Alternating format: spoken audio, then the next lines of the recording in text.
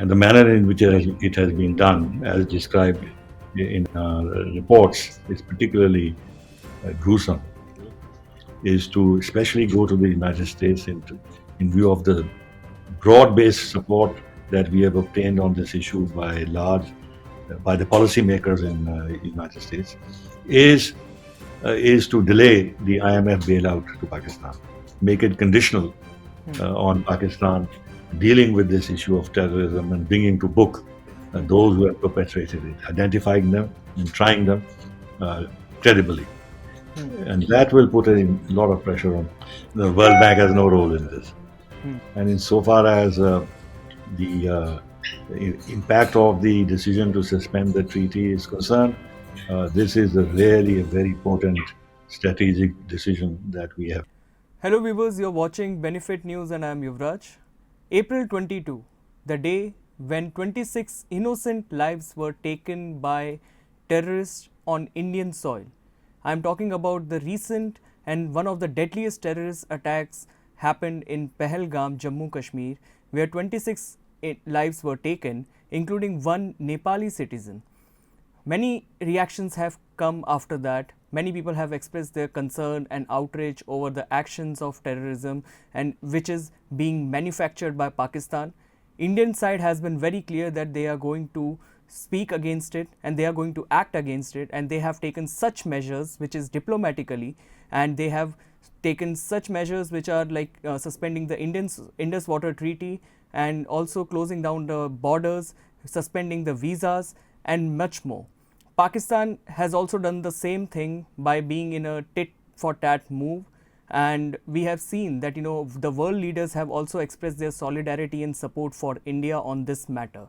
We are joined by a very senior diplomat and who has been the Indian ambassador for Turkey and Russia and many other countries, and who was the former Foreign Secretary of India, Mr. Kanwal Sibal. So thank you so much for talking to Benefit News. My pleasure.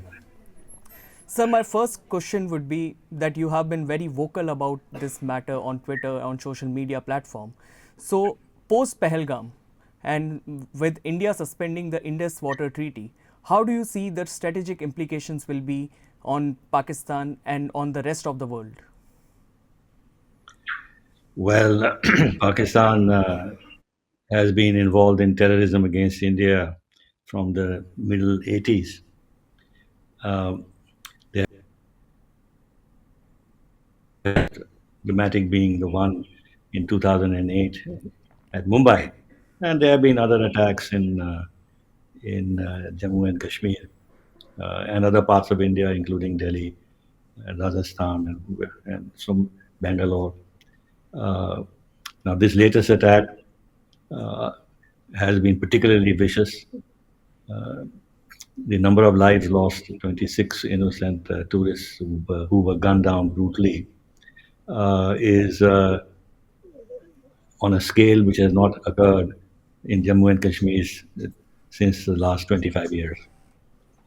Uh, and the manner in which it has been done, as described in reports, is particularly gruesome.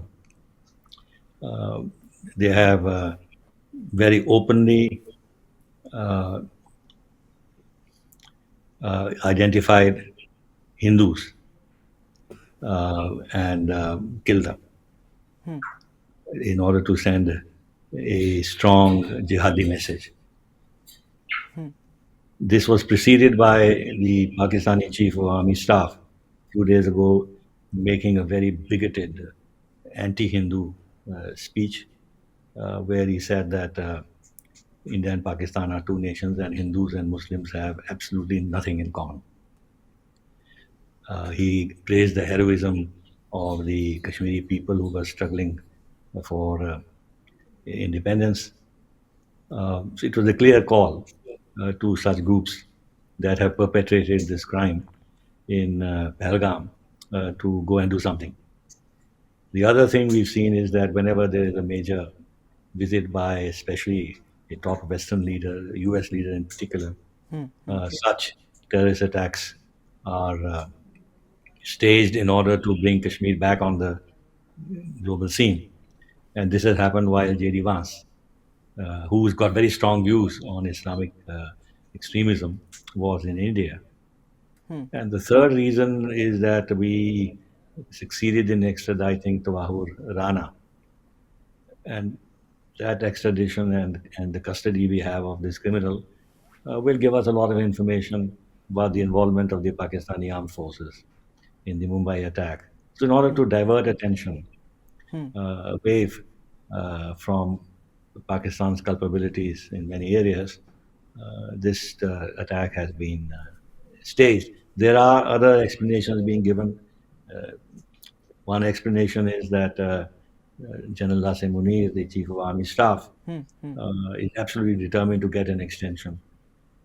The army today has lost a lot of its reputation because of its inability to give security to its own citizens as a result of the activities of the Balochistan Liberation Front and the Hmm. Pakistani Taliban, and also the fact that the Taliban, Afghanistan Taliban, have turned against them. That he needs to revive the image of the Pakistan Army as the custodian of Pakistan security, and therefore he has created an incident uh, which would then allow him to come back to the scene and send the message that only the armed forces can look after Pakistan security.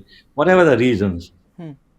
what has happened is totally, totally unacceptable and unspeakable. And our Prime Minister has made very, very strong statements.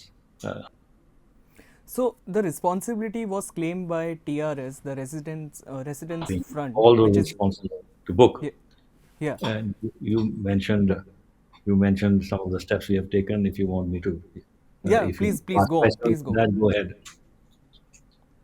Okay.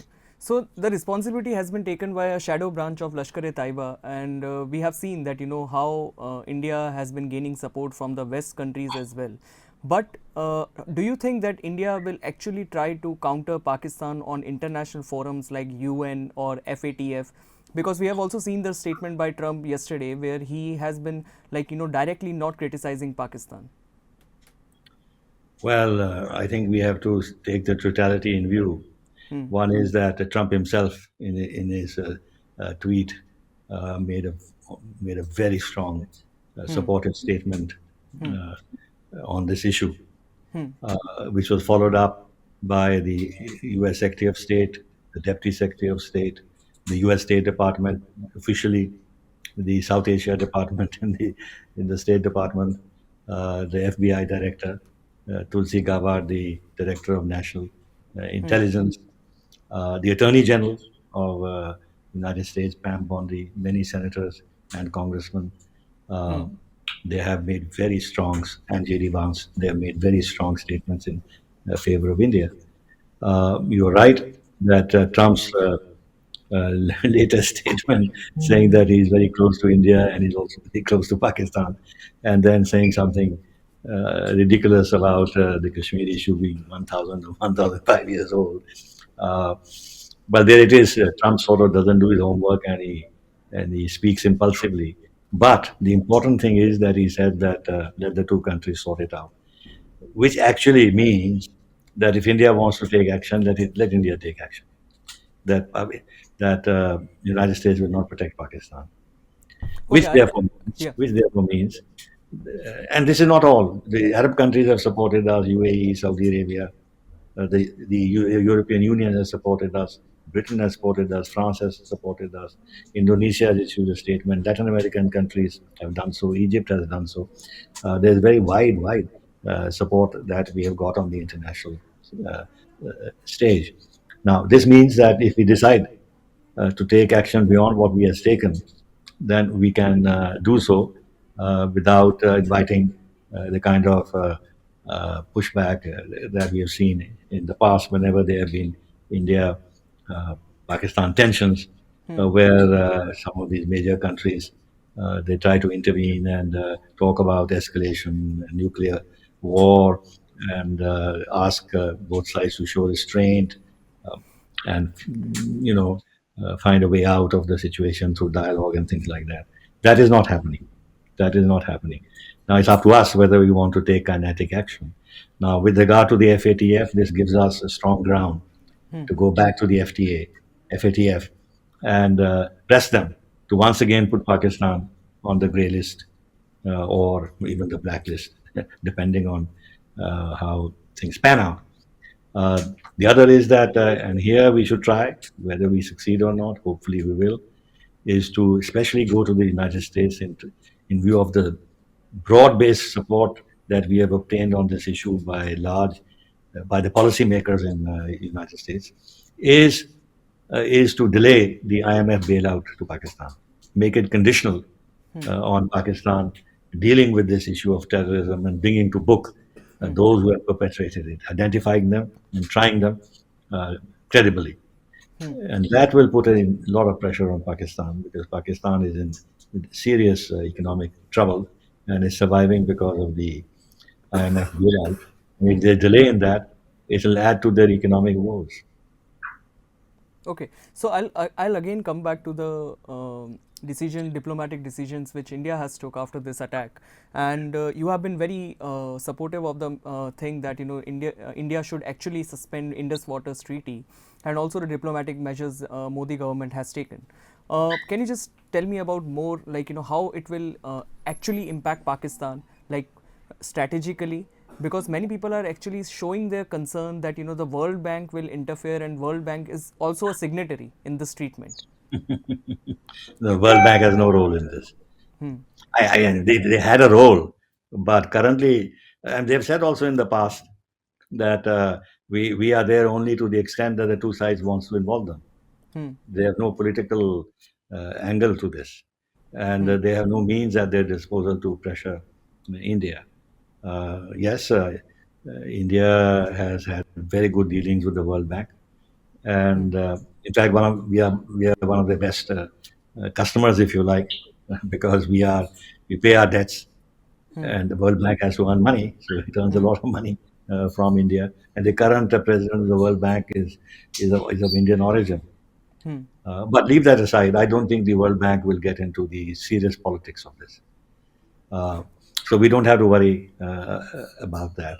And insofar as the impact of the decision to suspend the treaty is concerned, this is really a very important strategic decision that we have taken, and for the time, and it's open-ended. We talked about suspension, but we can also, and later on, depending on how Pakistan reacts, also rescind the treaty. We can do that. Now, even by suspension, what does this mean? It means that there'll be no data sharing and on water flows. Now the monsoon season is coming. Uh, Pakistan has to get data from us as to the level of water flows, uh, which then also determine their sowing season and everything else. And when there's a lean season, it becomes even more important to get data from India and then plan their own sowings of various crops. Now, if they are blindsided, that is one. The other is that they have delayed our projects that we were allowed under the Indus Waters Treaty on the three rivers allocated to Pakistan uh, by raising objections constantly, delaying the projects, increasing the costs, forcing us into suboptimal decisions. The Baglihar project, for example, took 14 years to implement. Likewise, the Kishan Ganga project is in the doldrums because the, the World Bank has gone ahead and appointed both a neutral expert and arbitrator, contrary to the provisions of the treaty. We have objected to this. Uh, so the Kishan Ganga project again has been delayed. Now what will happen is that a couple of projects, two, three, which are currently being built, and three more are on the anvil.